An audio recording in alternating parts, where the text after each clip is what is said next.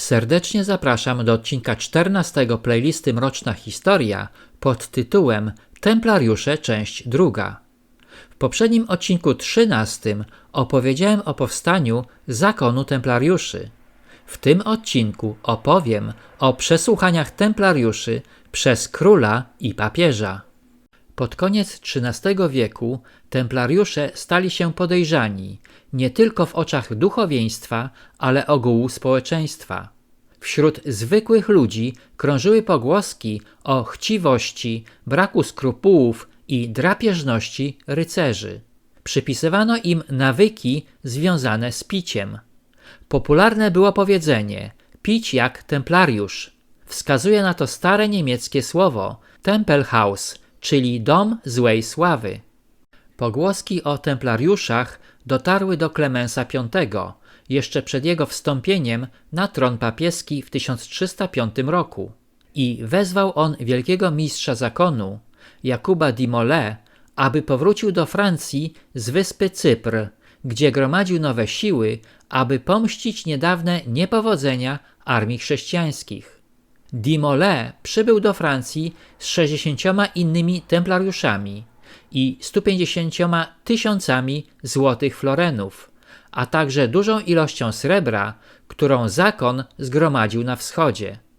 Papież zajął się dochodzeniem w sprawie zarzutów niewypowiedzianej apostazji przeciwko Bogu, obrzydliwego bałwochwalstwa, okropnych występków i wielu herezji, o których mu w tajemnicy mówiono.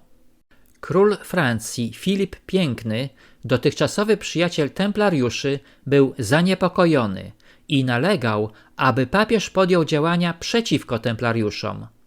Zanim jednak papież zdążył dowiedzieć się więcej w tej sprawie, król wziął prawo w swoje ręce i 13 października 1307 roku kazał aresztować wszystkich templariuszy znajdujących się we Francji.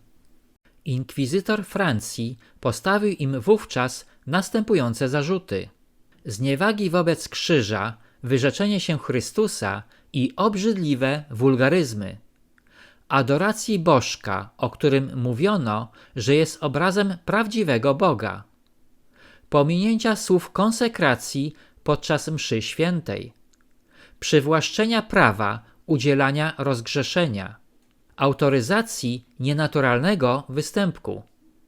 Do wszystkich tych haniebnych zarzutów przyznała się wielka liczba rycerzy, w tym Jakub di Molay. Wszyscy, którzy się spowiadali, oświadczyli, że nakazano im pluć na krucyfiks i bardzo wielu z nich otrzymało nakaz popełnienia wulgaryzmów oraz praktykowania nienaturalnych występków. Niektórzy mówili, że w przypadku odmowy wykonania tych poleceń groziło im nawet dożywotnie więzienie, a kilku stwierdziło, że faktycznie przebywało w więzieniu. Jeden oświadczył, że był terroryzowany, chwycony za gardło i grożono mu śmiercią. Klemens V był głęboko urażony ingerencją króla, ponieważ zakon był pod całkowitą jurysdykcją papieską.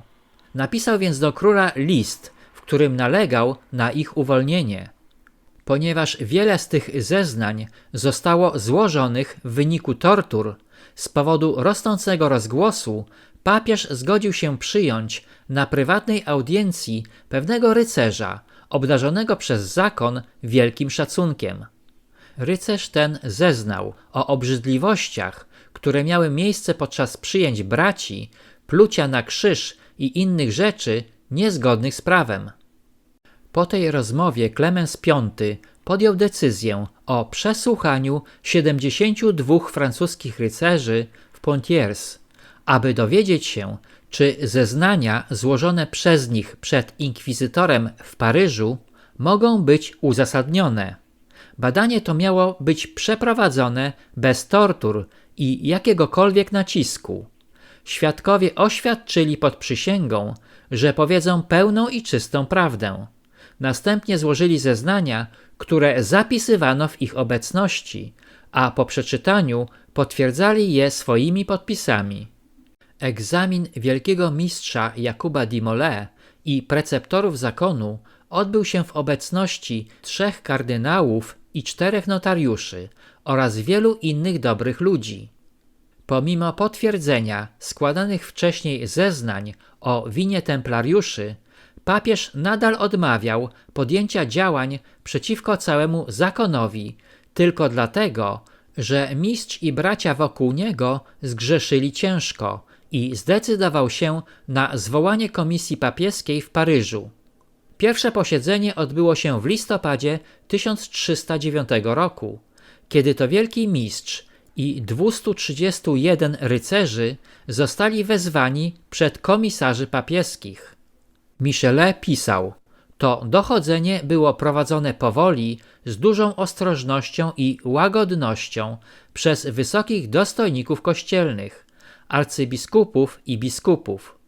Chociaż pewna liczba rycerzy, w tym wielki mistrz, tym razem wycofali swoje zeznania, nadal wystąpiły pewne potępiające oświadczenia. W rezultacie 3 rycerzy przyznało się do wszystkiego i otrzymało rozgrzeszenie. Ostatecznie w Anglii templariusze zostali stłumieni przez Sobór Wien w 1312 roku. We Francji przyjęto bardziej rygorystyczne środki i 12 maja 1310 roku 54 rycerzy, którzy wycofali swoje zeznania, spalono na stosie jako nawracających heretyków. 4 lata później, 14 marca 1314 roku, ten sam los spotkał wielkiego mistrza Jakuba d'Imolet. Niezależnie od okrutnych wyroków wykonanych na templariuszach, nie są one powodem rehabilitującym ich czyny czy charaktery.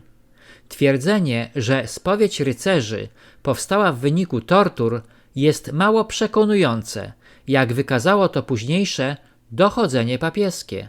Pozostaje jeszcze pytanie, czy być może cała sprawa była spiskiem uzgodnionym pomiędzy królem i papieżem w celu uzyskania posiadanego bogactwa templariuszy. Na tym zakończę odcinek 14, w którym opowiedziałem o przesłuchaniach templariuszy w związku z postawionymi im zarzutami. Serdecznie zapraszam do odcinka 15 pod tytułem Templariusze, część 3.